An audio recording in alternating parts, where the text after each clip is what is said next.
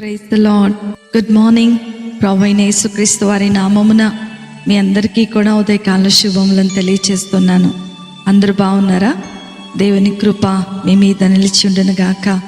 నా ప్రియమైన దేవుని బిడ్డలారా, యేసుతో అనుదిన ఆత్మీయ ప్రయాణం నాతో పాటు కొనసాగిస్తున్నటువంటి నా ఆత్మీయమైన సహోదరి సహోదరులందరికీ కూడా ప్రభు పేరట శుభములను తెలియచేస్తూ ఉన్నాను. నేటి దినవాక్యము లూకా సువార్త 8వ అధ్యాయము 49వ వచనము. యేసు ఆ మాట విని, భయపడవద్దు, నమ్మిక మాత్రం ఉంచుము, ఆమె స్వస్థపరచబడునని అతనితో చెప్పెను. హల్లెలూయా. నా ప్రియమైన దేవుని బిడ్డలారా, ఈ చదవబడినటువంటి లేఖన భాగమును మనము గమనించినట్లయితే, యేసు ప్రభుల వారు గలిలయ ప్రాంతములో రాజ్య సువార్త ప్రకటిస్తూ ఉండగా యాయిరు అనేటువంటి సమాజ మందిరపు అధికారి యేసు ప్రభువారి యొద్దకు వచ్చి, ప్రభువా, నా కుమార్తె చావ సిద్ధంగా ఉన్నది, దయచేసి మీరు వచ్చి స్వస్థపరచండి అని ఆయనను వేడుకుంటూ ఉన్నాడు. యేసు ప్రభుల వారు యాయిరుతో పాటు వెళుతూ ఉండగా ఒకడు వచ్చి యాయిరుతో, అయ్యా, బోధకుణ్ణి నువ్వు ఇంకా శ్రమ పెట్టవద్దు, నీ కుమార్తె చనిపోయింది అని చెప్తాడు. ఆ మాటలు విన్నటువంటి యేసు ప్రభువారు యాయిరుతో, భయపడకుము, నమ్మిక మాత్రం ఉంచుము అని ధైర్యం చెప్తున్నట్లుగా మనం ఈ లేఖనాలలో చూస్తూ ఉండవచ్చు. నా ప్రియమైన దేవుని బిడ్డలారా, ఈరోజు యేసు ప్రభువారు నీతో నాతో అంటున్నటువంటి మాట ఏంటో తెలుసా? భయపడకుము, నమ్మిక మాత్రము ఉంచుము.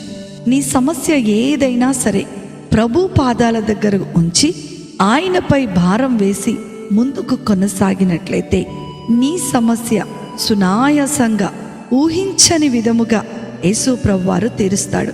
ఈ చదవబడినటువంటి ఈ అధ్యాయములో ఇద్దరు వ్యక్తుల జీవితాలలో ప్రభు ఎలాంటి గొప్ప కార్యాలు చేశాడో మనం చూడగలం. ఒకరు 12 సంవత్సరాల రక్తస్రావ రోగము కలిగినటువంటి స్త్రీ, మరి ఒకరు 12 సంవత్సరాలు కలిగినటువంటి చావటానికి సిద్ధంగా ఉన్నటువంటి యాయిరు కుమార్తె. వీరిద్దరి జీవితాలలో ప్రభు అద్భుతము చేశాడు. వారు ప్రభు యొద్దకు వచ్చినప్పుడు అద్భుతము వారి జీవితంలో జరిగింది.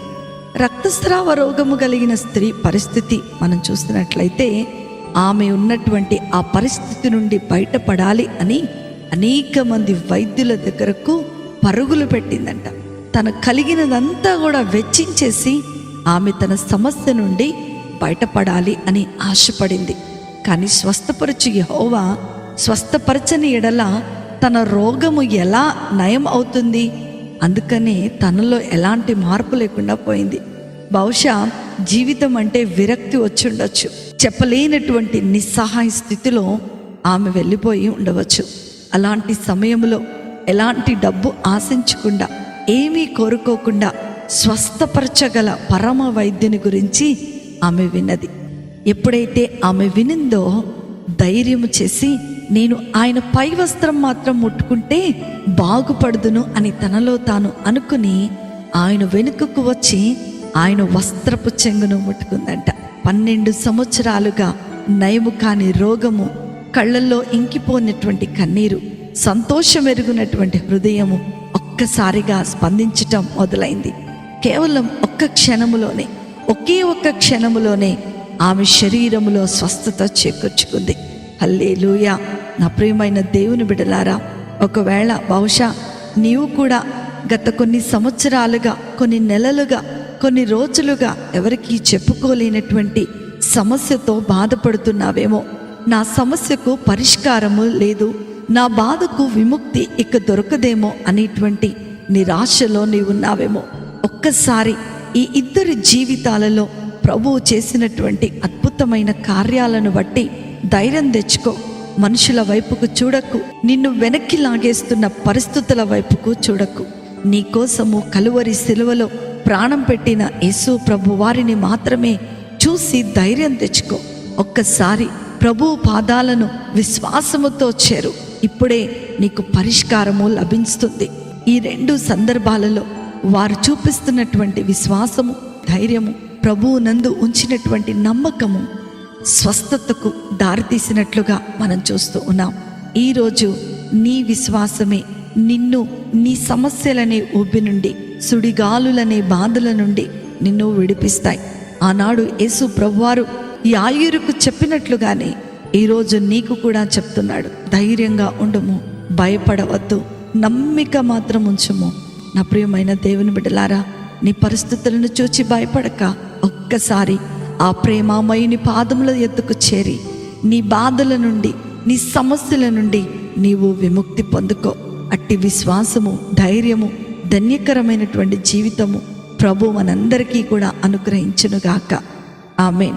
ప్రార్థన చేసుకుందామా. మమ్మలను మిక్కిలిగా ప్రేమించిన మా ప్రియ పరలోకపు తండ్రి, మీకున్నతమైన ఘనమైన నామమును బట్టి మీకు వందనాలు. మాకు ఈ వాక్యము ద్వారా అనుగ్రహించినటువంటి గొప్ప ధైర్యాన్ని బట్టి మీకు స్తోత్రాలు. ఈ ఉదయకాల సమయములో మేము దేనికి కూడా భయపడక విశ్వాసముతో ముందుకు కొనసాగేటువంటి జీవితాలను మీరు మాకు అనుగ్రహించమని నజరేయుడైన యేసుక్రీస్తును శక్తి కలిగిన నామములో అతి వినయముతో అడిగి వేడుకొనుచున్నాను తండ్రి. ఆమేన్, ఆమేన్, ఆమేన్. ప్రభు మిమ్ములను, మీ కుటుంబాలను దీవించునుగాక. ప్రేమతో మీ సహోదరి శిల్ప జోసఫ్.